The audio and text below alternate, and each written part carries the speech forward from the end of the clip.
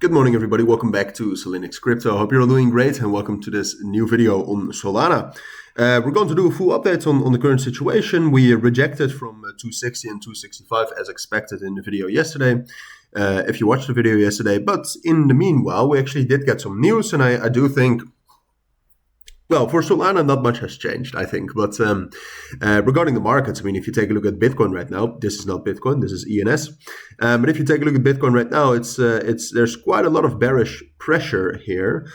And it's on the verge of breaking down, which is obviously going to be bearish for Solana as well.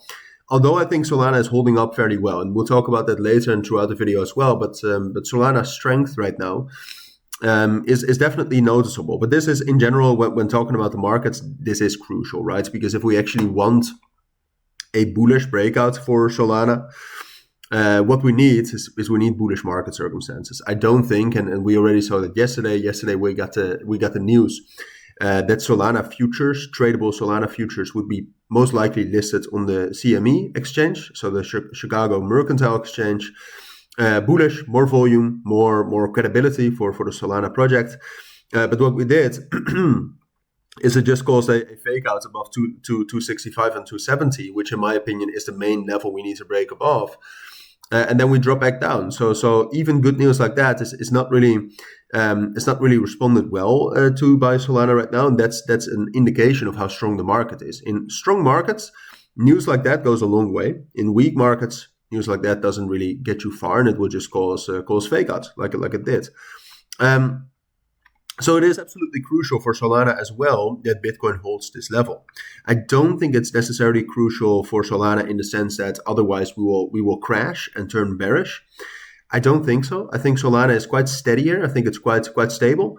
But I do think it changes the situation for Solana in the sense that it's going to be very hard to break out.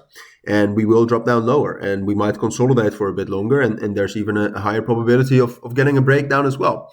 But no, the situation for Solana right now, for me, is quite clear. We have a very strong resistance level here at 260 and 265, which as long as Bitcoin remains bearish like this, or at least weak like this, we're not going to get that bullish breakouts above that. And then outside of that, I mean, if you take a look at Solana, you can also see that the leverage momentum, I briefly went over that in the last seconds. Leverage momentum is down, and volume is up 1%, but most of that volume was after the news yesterday. So the volume, like the real volume, is actually down after in the last 24 hours as well, which is another indication that we're losing that we're losing momentum. And then, like I said, we have a very strong resistance level at 260. We have a very strong support level at 230 and 225. Well, that's at 225, around that level. So what it creates is this big area, which we are stuck within right now. And that's what I think the situation is. I think it's most likely here that we will just consolidate in this area. So from here, drop down into the area between 240, 230. I don't necessarily expect us to drop down into 220, but we will stay in this consolidation here. And then the big question is, well, what's most likely to happen next? Can we actually get that breakout? Like I said, I think that depends a lot on Bitcoin and the news around Solana, because Solana right now, looking at the fundamentals, it's fine. Daily active addresses, daily transactions, fine. Market cap is fine. Fees are dropping down, but that's normal. Total value locked is at all-time high, so that's good as well. DEX trading volumes are dropping down, but that's normal as well, and they're also still elevated from January. So altogether, the fundamentals look quite good. That's also why I think it's not likely that we will drop down below support at 230 and 225. I think we'll drop down into that. That's certainly possible, especially also since the Bitcoin dominance is still quite strong. But I think we'll be able to hold that. And then for now, what I think is most likely is that we'll just do something like this, that we will bounce up and down between mostly 230 and 260.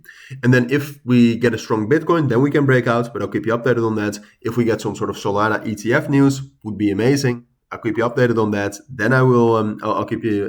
Then we can break out. But that's it for now. That's what I think you need to know. So if you do have any questions, let me know down in the comments. For now, thank you for watching. I'll keep you updated on this, like I already said. And bye.